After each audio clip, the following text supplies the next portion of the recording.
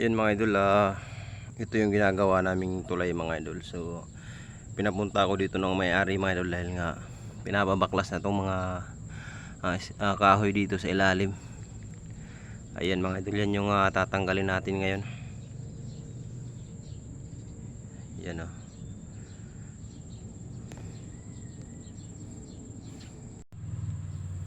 So ayan na mga idol, tapos na natin tanggalin yung mga brace natin sa ilalim.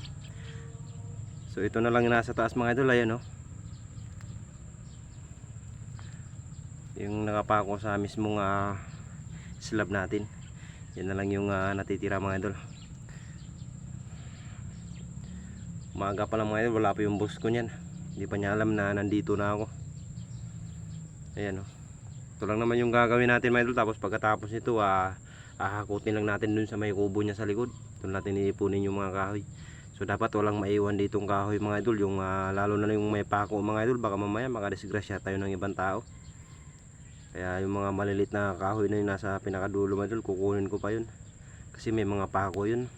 Baka mamaya may mga pako pa dyan pag nililinis tong dike nila.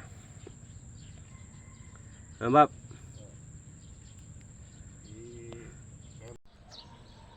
Yan mga idol, tapos na tayo dun sa pagbabaklas ng kahoy sa ilalim ng ginawa natin tulay. So ito yung pinagawa ng boss. Pinakabunot niya yung mga damo dito mga idol dahil malabong na yan o.